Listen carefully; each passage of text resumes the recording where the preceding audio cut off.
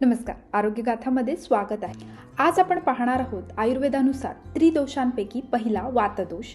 यामुळे कुठले परिणाम होतात, वाढलं तर काय होतं, कमी झालं तर काय होतं, याबद्दलची सविस्तर माहिती. सगळ्यात महत्त्वाचं वातदोष म्हणजे काय हे पाहू. आयुर्वेदानुसार चरकांनी वायू यंत्रतंत्र धरहा असं म्हटलेलं आहे. म्हणजे वात हा शरीरातील विविध हालचालींसाठी कारणीभूत असलेला घटक आहे. हा आकाश आणि वायू या दोन महाभूतांपासून बनलेला आहे. बेसिक पंचमहाभूत ही आपण सगळी जाणतो. त्यातील आकाश म्हणजे पोकळी किंवा रिकामी जागा आणि वायू म्हणजे वारा, या दोन महाभूतांना एकत्र करून वातदोष हा दोष तयार. पण नेमकं या वातदोषाचं कार्य काय आहे, तर शरीरामध्ये जितक्या हालचाली होतात त्या सगळ्या हालचाली वातदोष घडवून आणतो. बेसिकली आपलं शरीर चालवण्यासाठी जो मेन फॅक्टर आहे तो वातदोष आहे. मग यामध्ये कुठल्या गोष्टी येतात, तर रेस्पिरेशन म्हणजे श्वास घेणे आणि सोडण्याची प्रक्रिया. आपले लंग्स हे एक अवकाशयुक्त पोकळीमय अवयव आहे. यामधून श्वास किंवा वारा किंवा हवा बाहेर जाणे, ती शरीरात घेतली जाणे, ही प्रक्रिया याला श्वसन प्रक्रिया आपण म्हणतो. आणि ही प्रक्रिया एक प्रकारची हालचाल असल्यामुळे वातदोष या हालचालीसाठी कारणीभूत. त्याच प्रकारे रक्ताभिसरण, शरीरामध्ये वेगवेगळ्या रक्तवाहिन्या आहेत. हा एक पोकळ अवयव आहे, त्या आतून हॉलो असतात आणि यामधून रक्ताचा प्रवाह होत असतो. म्हणजेच ही रक्ताभिसरण किंवा ब्लड सर्क्युलेशन सिस्टीम एक प्रकारची हालचाल असते. ही करण्यासाठी वातदोष कारणीभूत.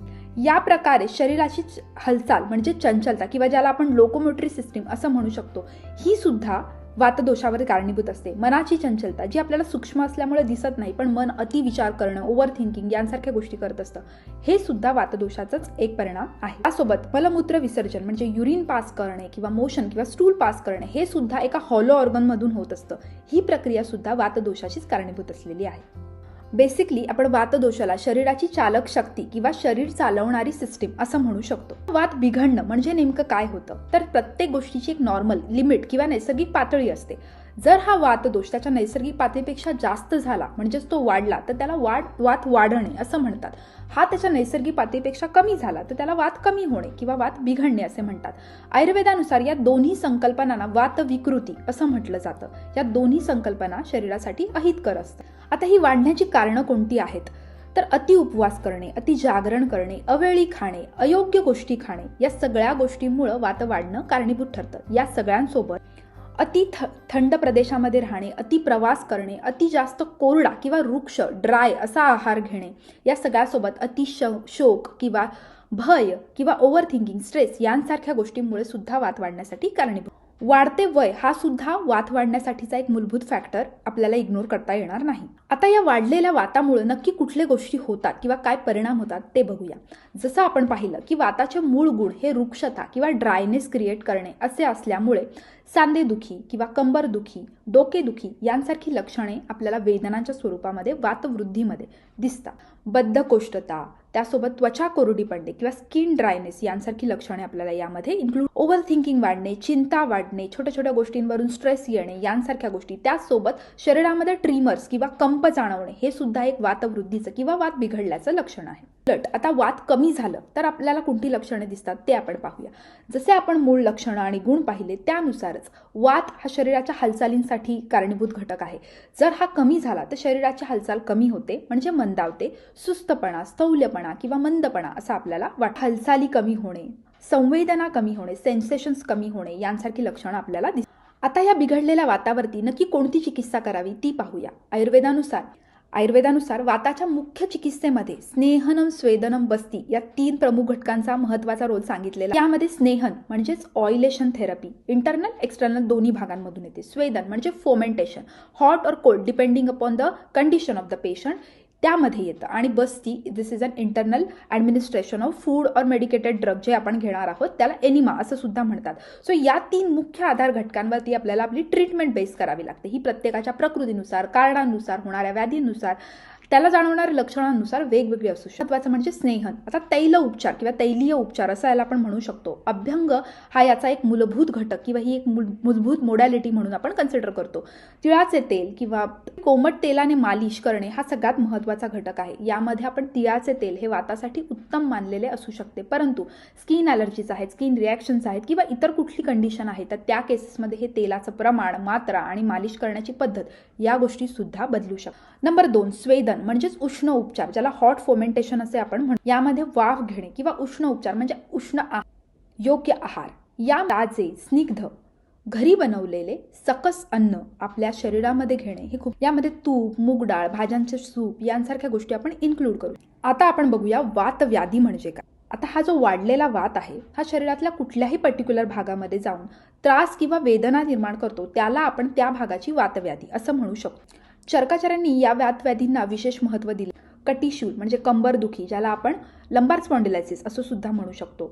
मन्यागत वात म्हणजे मानदुखी, ज्याला आपण सर्वायकल स्पॉन्डिलायसिस असं, म्हणजे सायटिका हे सुद्धा एक अंगवायू, पॅरालिसिस आणि जॉईंट पेन किंवा सांधेदुखी ही सुद्धा एक महत्त्वाची ते वर्णन केलेली. आता आपण सगळीकडे सर्रास बोलले जाणारे 2 वातव्याधी आहेत ते पाहूया. नंबर 1 संधिवात, नंबर 2 आमवात. या दोन्ही व्याधींमध्ये जरी वात हा शब्द कॉमन असला तरी यांची निर्माण होण्याची कारणे, लक्षणे, परिणाम आणि यांची चिकित्सा या पूर्ण एकमेकांपासून भिन्न आहेत. सगळ्यात महत्त्वाचं संधिवात, सगळ्यात पहिले ते बघूया. म्हणजे संधिवात या शब्दाची फोड जर केली तर संधी म्हणजे सांधे आणि वात म्हणजे त्या जागी स्टॅग्नंट झालेला किंवा आलेला वात, यामुळे निर्माण होणारा व्याधी म्हणजे संधिवात. हा शरीरातल्या कुठल्याही सांधींच्या ठिकाणी असू शकतो, पण विशेषतः कंबर, गुडघे, हाताचे छोटे छोटे सांधे यांमध्ये सुद्धा याचे प्रमाण. याची लक्षणे कुठली आहेत तर सांध्यांमधून आवाज येणे, वेदना होणे, हालचाली करताना वेदना आणि थंडीमध्ये वेदना जास्त प्रमाणामध्ये जाणवणे ही लक्षणे आपल्याला संधिवातामध्ये मूळतः. हा व्याधी निर्माण कसा होतो हे पाहायला गेलो तर सांध्यांच्या ठिकाणी कोरडेपणा आणि रुक्षता निर्माण होते. 2 सांध्यांच्या ठिकाणी एक फ्लुइड असते ज्याला आपण सायनोव्हियल फ्लुइड असं म्हणू शकतो, जे आपल्या शरीरातल्या किंवा त्या सांध्यांच्या हालचाली करण्यासाठी मदत करतं. वात वाढल्यामुळे त्याच्या गुणांनुसार त्यामध्ये रुक्षता किंवा वेदना निर्माण होतात.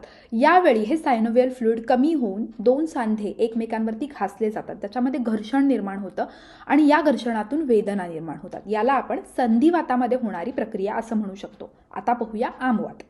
त्यामध्ये आयुर्वेदानुसार वायू आमाशय स्थिते असं म्हटलेलं आहे. म्हणजेच काय तर वात जो आहे तो आमाशय म्हणजे आपले पोट आहे किंवा आपला अन्नपचन करण्याची जागा आहे तिथे स्थित होतो. ज्याप्रमाणे आपण संधिवात हा सांध्यांच्या ठिकाणी वात जाऊन निर्माण होणारा व्याधी पाहिला, त्याच्या एक्झॅक्टली उलट म्हणजे आमवातामध्ये या ठिकाणी अन्नपचन करणारी जी शरीरातली अग्नी असते, ज्याला आपण डायजेस्टिव्ह फायर किंवा जाठराग्नी असं म्हणतो, ही अग्नी मंद होऊन त्या ठिकाणी वात आश्रित होतो आणि त्यामधून आम निर्माण होतो, म्हणजेच आमवात निर्माण होतो.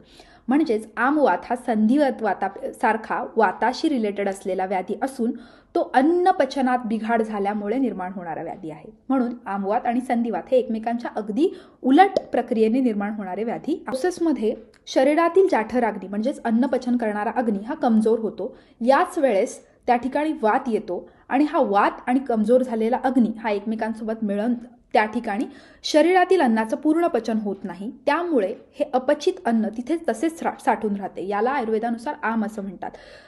आमालाच टॉक्झिन्स असं आपण म्हणू शकतो आणि हे टॉक्झिन्स शरीरातून बाहेर न निघाल्यामुळे तिथेच साठून आमवात तयार होतो. ठीक आहे. हा तयार झालेला आमवात शरीरातील विशिष्ट संधींच्या ठिकाणी जातो आणि तिथे आपल्याला त्या संधींबाबतची वेदना, त्रास देणारी लक्षणे दिसायला लागतात. या लक्षणांमध्ये सांध्यांच्या ठिकाणी सूज येणे, सूज सोबत वेदना सुद्धा असणे यांसारखी लक्षणे. तर पहिल्या काळामध्ये जास्त कडकपणा किंवा स्टिफनेस जाणवणे ही लक्षणे आमवातामध्ये प्रामुख्याने दिसतात. सगळ्यासोबत भूक मंद होणे, शरीरामध्ये जडपणा वाटणे यांसारखी लक्षणे. काही व्हिडिओजमध्ये आपण आमवात आणि संधिवात या दोघांमधली भिन्न चिकित्सा नक्की पाहणार आहोत. पण आता वातव्याधीबद्दल काही सोपे 5 जनरल नियम पाहूया. नंबर 1 नियमित अभ्यंग करा, ज्याचा संबंध स्नेहन चिकित्सेशी. नंबर 2 वेळेवर जेवण घ्या, घरचे सुपाच्य आणि स्नेहयुक्त आहार. 3 पुरेशी झोप. नंबर 4 अति थंड पदार्थ टाळा. नंबर 5 योग आणि प्राणायाम करा. ताण, स्ट्रेस, क्रोध, भय, शंका यांसारख्या गोष्टी कमी स्वतःवर येऊन द्या किंवा ताण कमी ठेवा. योग, प्राणायाम, मेडिटेशन यांसारख्या गोष्टींकडे लक्ष देऊन मानसिक आरोग्य स्थैर्य करण्याकडे लक्ष द्या. अन्न पचन व्यवस्थित होते की नाही याकडे लक्ष द्या आणि पचनासाठी आवश्यक असलेली पावले उचला. वातदोष जर सुरळीत असेल, संतुलित आली सुधारतात. जर वात बिघडला तर अनेक आजारांची सुरुवात होते.